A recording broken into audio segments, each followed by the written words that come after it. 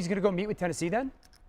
The plan as far as going into yesterday, and I even made a call coming into the show, was that it still looks likely that he's going to make other visits. Not sure which one, which place, if it's both or what, but that was the original plan.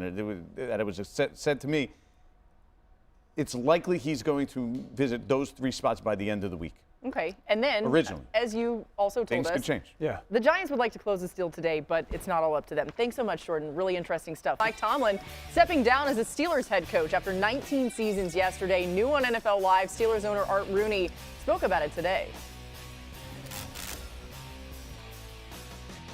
I was certainly willing to take another run at it next year with Mike. That's what I was expecting to talk about yesterday, but obviously went in a different direction. We're going to be an open book in terms of who we look for and the list that we build. Could I sign up for another Chuck Noll or another Bill Cowher or another Mike Tomlin? Sure.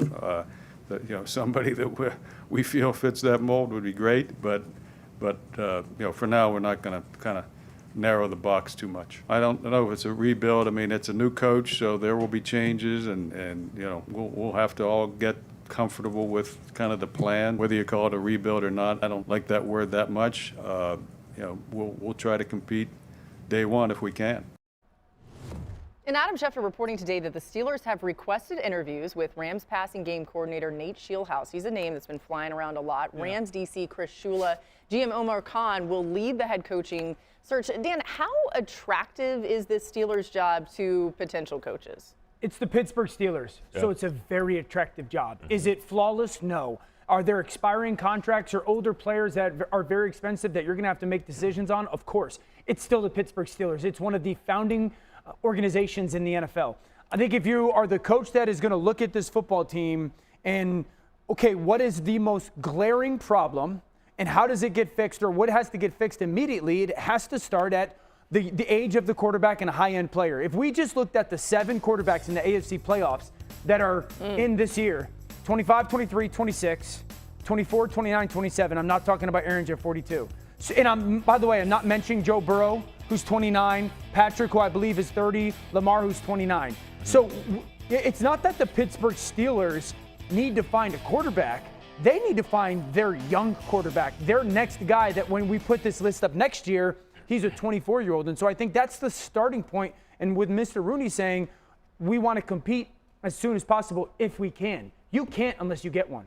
That's just a point-blank period. I don't care what logo you have or what team name you go by. If you don't have a young star quarterback, you have no shot in that conference. There's way too many good ones, not only now, but for the next decade.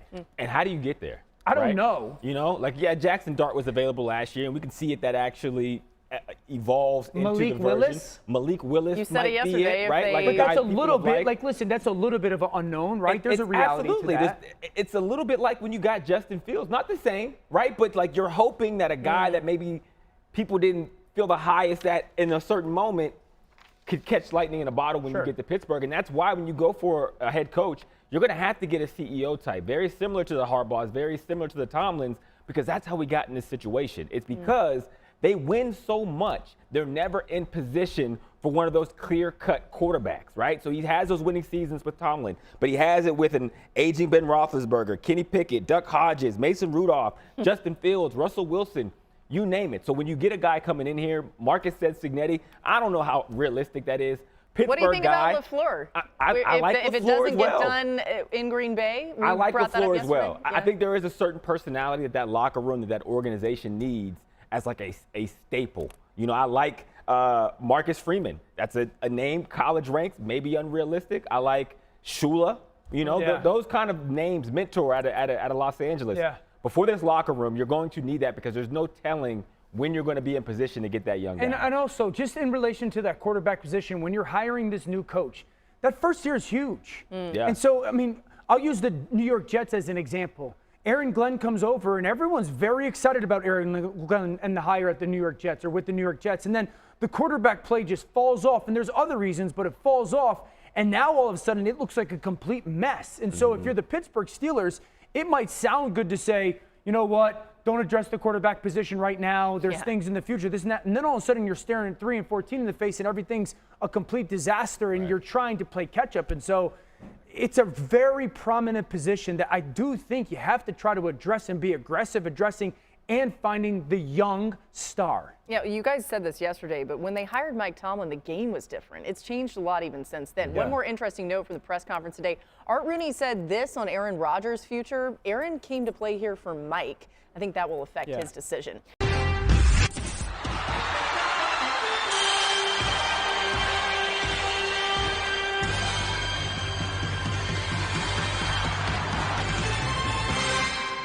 And they haven't won a playoff game since 2016. That's nine seasons. It's now 10 years since they've won a playoff game. And so when they started chanting, fire Tomlin, you knew it was time. Because Pittsburgh doesn't do that. Steeler Nation doesn't do that. For them to get to that point, their frustration had just reached a tipping point and something had to be done. It's really that simple. There's no way to slice that. And so because that's the reality of the situation, he ended up walking away. What I find to be interesting is juxtaposing the position between Mike Tomlin, 19 years in Pittsburgh, and John Harbaugh, 18 years in Baltimore. Because the owner for the Baltimore Ravens spoke at a press conference yesterday. And to be quite honest with you, it was refreshing in its candor. He didn't pull any punches about John Harbaugh. He didn't pull any punches nor wiggle around the fact that, look, I made a decision. He's fired. He's fired. Wasn't no walking away. That tells us that John Harbaugh didn't want to walk away, that he was forced to leave. And it might have hurt him and hurt him to the core, but nevertheless, he felt that the organization needed to move in a different direction. But rather than me putting words from the owner of the Baltimore Ravens in their mouth, perhaps you should hear from Steve Bisciotti himself and listen to what he said with regards to John Harbaugh's dismissal. Take it away, guys. We led the league in giving up big leads in the fourth quarter. It's not something that, as I discussed, which way do they want to go as far as head coaches? Do they want to go retreads or something like that?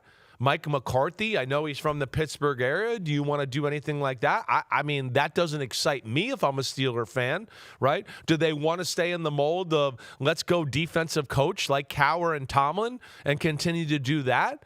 Like a Jesse Minter, who I think the world of, and I think could bring that same type of Blitzburg type of feel back to Pittsburgh? Is it one of them? Or is it some other offensive guy out there, right? A Todd Monken, somebody like that. I don't know. But I'm going to be interested to see where they go in this conversation and what kind of guy they're really looking for the football team. The NFL has a very real ageism problem that doesn't get discussed nearly enough, but there are far too many occasions where you hear it's a young man's game and older coaches don't get the Brian same Flores, consideration that right? others do. Sorry, that's another one. So he'd be perfect. Right. Saleh could maybe be that kind of guy because I think he's probably. I mean, he's going to get another chance. He deserves one. You don't know. The coach for the Jets. A lot of people don't look good when they're there. I'm glad you mentioned Flores because when I was doing some work a couple of weeks ago on Flores' head coaching prospects, obviously we know things didn't go well and didn't end well in Miami. In Minnesota, when you start scratching, you get surprised by Minnesota nice, Belichick way, doesn't necessarily mesh. In Pittsburgh, they loved Brian Flores. And that's the team that gave him an opportunity in the immediate aftermath of him suing the NFL, the Broncos, the Giants, the Dolphins, and the Texans. He later added the Texans after they didn't hire him. They had 3 finalists for the job. They went off the board and hired Lovie Smith. And his argument is, you didn't seriously consider me because I dared to take on Big Shield in court. But the Steelers loved him that year. They did the right thing then. Right. I thought he was trading in his career for good once he filed that lawsuit. It's why I thought no one would ever do it. The fact that he's a defensive coordinator 4 years later is amazing, and it's a testament to his talent and his work ethic and his character. Right. But the Steelers gave him that first chance as assistant head coach or senior defensive consultant, whatever it was. He was there for a year, and they loved him. They loved him.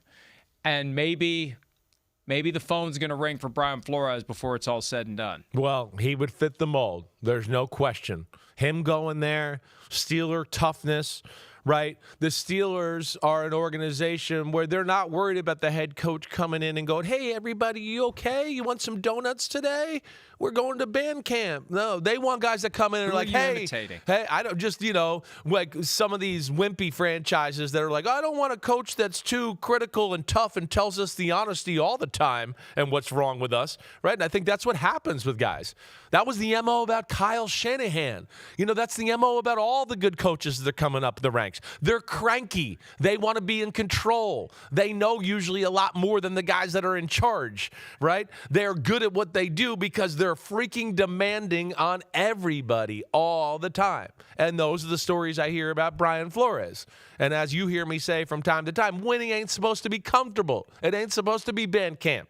Winning was never comfortable with Bill Walsh and the 49ers or Chuck Noll of the Steelers or Jimmy Johnson and the Cowboys or Bill Belichick and Tom Brady and the New England Patriots. Usually the teams that are really good are on a little bit of an edge because the coach is edgy. And that's where, I think it's a little times like Brian Flores gets a bad rap for that, and I don't agree with that. But, yeah, I think he could go in there and be just the kind of guy that they are looking for and make them tough and creative as hell on the defensive side of the ball and, still keep that Steeler attitude that we know is so famous. Twice in the last week or so, you have said that football isn't band camp. Do you know something about band camp that I don't? Because I don't know anything about band camp. For all I know, it's every bit as rigorous as football coaching. If you haven't seen the movie Whiplash, I would suggest you go see it. Oh, that was a band, and that was pretty rough. Fair. That's fair. You're right. That's your one. Okay, you're right. That was rough. There's no doubt about it. Okay, so that guy was like the Mike Tomlin or Brian Flores of coaches. That's why he was so damn good. Right? What the hell's his name, that actor? He's an incredible actor. I love him. J.K. Simmons. Yeah, he's amazing. He's amazing. But you're right. Okay, that band camp, that does stand up to the football rigors of the world. The most band camps that I know about, I don't think do. Sorry. All right. Actually, recently, Saquon Barkley told reporters last week that, he'd seen that movie and it just gave them extra inspiration heading into the playoffs. Didn't work, but it did give them a little extra. Maybe watch a different movie next time. Not my tempo. Wasn't the outcome that the Eagles were looking for. All right. So, look, they have work to do. And they don't fire up this engine very often. This is a car that stays in the garage for 2 decades at a time. They got to go figure out how to turn the key on the coaching search machine in Pittsburgh. But Flores, I think, is a name to watch. I really do. Do you think they'd go offensive genius guy, right? Would they change their mold? Would they go Cliff Kingsbury, let's say, or a Mike McDaniel or a Joe Brady, right? Somebody like that. Do you think that's in their DNA and what they're looking for? I don't picture that, but maybe they're looking for a new way of playing football in a new era. I'm just throwing it out there for some combo.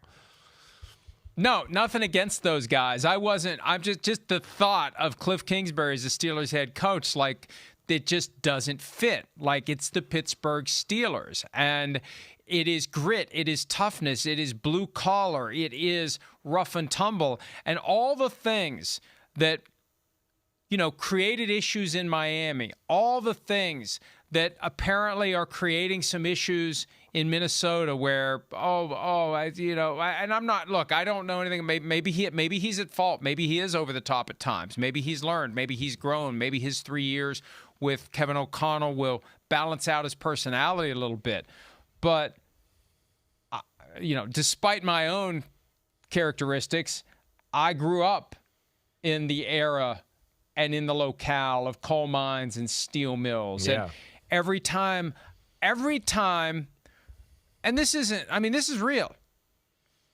Every time the guy picked up the lunch pail and walked out the door, there was a chance he wasn't coming home. That's what those jobs were. Serious physical risks. You could die any given day in a coal mine or a steel mill, and it happened far more often, I believe, in the coal mines. But still, it is an area where the attitude of the average person is far closer to the attitude of the average hard-charging, demanding football coach. Yeah. And, yeah, what doesn't work for Brian Flores elsewhere may work for him perfectly in Pittsburgh. Yeah, I mean, I certainly could see that, right? I mean, I definitely could. It's gonna be interesting to see what they do here and where these interviews go. But as we've said, it's a special organization. There's a few pieces, but I think the cupboard's kind of dry in totality. And especially that quarterback situation's a tough one to figure out. And then, like we said, I mean, Cam Hayward, maybe he plays one more year, but I don't think it's going to be much more than that. And we're looking at T.J. Watt. He's still really good, but we talked. He's on the downslope of his career for sure. So where does that go, and how appealing is that to everybody out there? I'll be interested to see where that is. Hi, it's Mike Florio. Thanks for watching PFT on YouTube. Hit subscribe for the latest news and analysis from Pro Football Talk. The Pittsburgh Steelers pride themselves on hiring legendary head coaches. Since the merger, the franchise has only hired 3, Chuck Noll, Bill Cowher, and Mike Tomlin. Each of them went on to lead the Steelers to Super Bowl success. Now the latest Steelers HC is finally stepping down. After 19 seasons, Coach Tomlin elected to relieve himself of his coaching duties on Tuesday. Tomlin leaves the team with a career record of 193, 114-2, while never having a losing season as head coach. Unfortunately, with the 30-6 wildcard loss to the Houston Texans, the Steelers continued a 9-year drought without a playoff win. Now the Steelers must do something they haven't in nearly 2 decades, find a new head coach, and the pattern of what to look for is already crystal clear. From what we know about Art Rooney II and the Rooney family, the Pittsburgh Steelers are going to want to handle business the way they always have, and straying far from the norm at head coach doesn't feel like it's in the cards. This franchise has always valued 2 traits in its head coach search: youth and a defensive-minded presence. Let's start with the youth. When Mike Tomlin was hired to be the Steelers' head coach in 2007, he was just 34 years old. Likewise, Bill Cowher was 34 when he accepted Pittsburgh's HC job in 1992. Even the 2 coaches before Cowher and Tomlin, who were each hired in the 1960s, were young. Chuck Noll and Bill Austin were both 37 years old at the time they received their head coaching job with the Steelers. That's only one side of the coin. The other is how much this franchise values defense.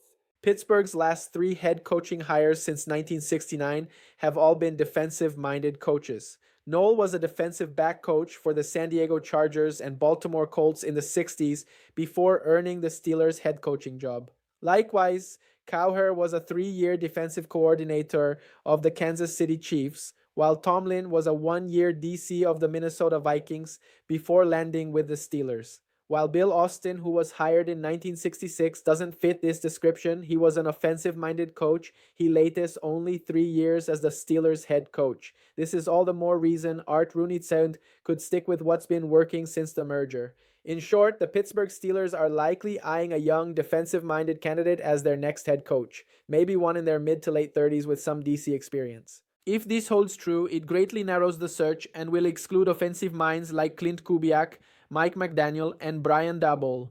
Some of the names at the top of the list could be Rams DC Chris Shula, 39, Chargers DC Jesse Minter, 42, Vikings DC Brian Flores, 44. 3 coaches the Steelers are already slated to meet with. If ownership is willing to ignore the lack of professional coaching experience, perhaps they could go with a young, defensive-minded college coach like Marcus Freeman. The Notre Dame HC is just 40 years old and has led his team to tremendous success over the past 4 years. We don't know exactly who the Steelers' next head coach will be, but we know precisely what to look for. The Pittsburgh Steelers pride themselves on hiring legendary head coaches. Since the merger, the franchise has only hired 3: Chuck Noll, Bill Cowher, and Mike Tomlin. Each of them went on to lead the Steelers to Super Bowl success. Now the latest Steelers HC is finally stepping down. After 19 seasons, Coach Tomlin elected to relieve himself of his coaching duties on Tuesday. Tomlin leaves the team with a career record of 193, 114-2, while never having a losing season as head coach. Unfortunately, with the 30-6 wildcard loss to the Houston Texans, the Steelers continued a 9-year drought without a playoff win. Now the Steelers must do something they haven't in nearly 2 decades, find a new head coach, and the pattern of what to look for is already crystal clear. The Pittsburgh Steelers are in unfamiliar territory. For the first time in almost 2 decades, the team is looking for a new head coach. Mike Tomlin stepped down after another disappointing season end, and it seems like the team could go in several different directions. Adam Hulse of PFSN believes the Steelers may not have to go far to find their next head coach. The Cleveland Browns, the longtime rival of the Steelers, are also looking for a new head coach after firing Kevin Stefanski. Stefanski was fired after the team went 8-26 over the last 2 seasons. However, the coach won the Coach of the Year award twice with the Browns and led the team to a rare playoff victory in 2020.